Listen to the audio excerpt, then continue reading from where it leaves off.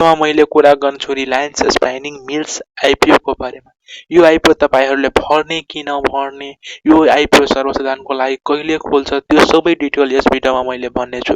कृपया भिडियोलाई अन्तिमसम्म हेरिदिनु होला। ल भिडियो स्टार्ट गरौँ। आइपिओ को बारेमा छोटो डिस्क्राइब गरौँ।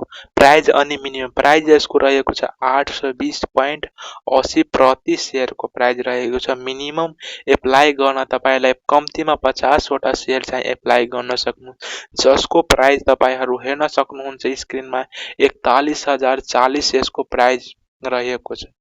यो आइपिओ भर्ने कि नभर्ने 5 वटा रिजन मैले भन्छु। तपाई यहाँ स्क्रिनमा हेर्न सक्नुहुन्छ। म ल स्टार्ट गरौँ। भर्ने 5 वटा रिजनको बारेमा कुरा गर्छु। इस्टाब्लिश्ड कम्पनी हो।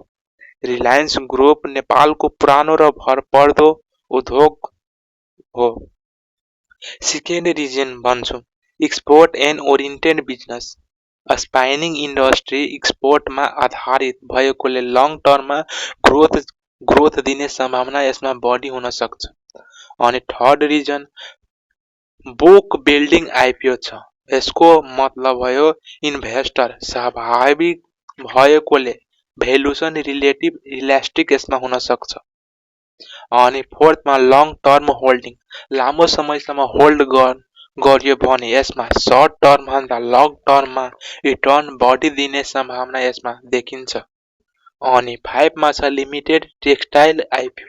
यसको मतलब नेप्सेमा टेक्सटाइल सेक्टरका आइपिओ कम छन् अनि सेक्टर डिभर्सिफिकेसन को मौका यसमा बढी पाउन सक्नुहुन्छ।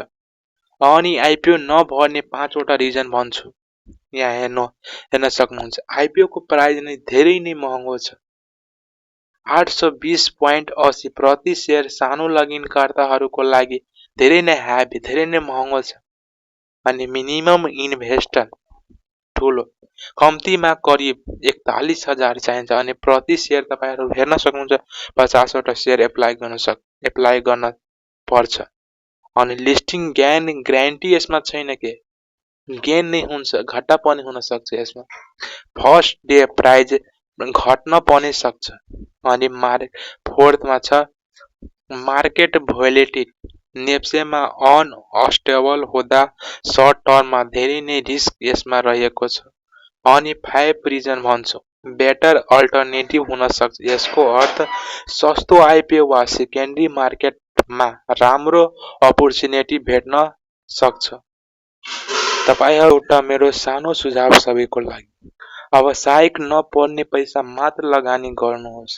क्विक प्रॉफिट भन्दा लङ टर्म सोचेर आइपिओ भर्नुहोस्, किनकि 41,000 लगानी तपाईहरुलाई भारी पर्छ भने स्किप गर्नु नै बुद्धिमानी छ।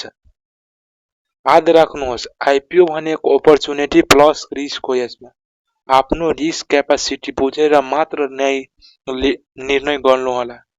यो भिडियो तपाईलाई के कस्तो लाग्यो आफ्नो चाहिँ विचार तपाई कमेन्टमा राख्न सक्नुहुन्छ। अझै राम्रो लाग्यो कनमा तपाई युट्युब मध्ये हेर्दै हुनुहुन्छ भने च्यानललाई सब्स्क्राइब गर्नुहोला। टिकटक फेसबुक मध्ये हेर्न सक्नुहुन्छ भने पेजलाई फलो गर्न नबिर्सदिनु। हस्, थ्यांक यू।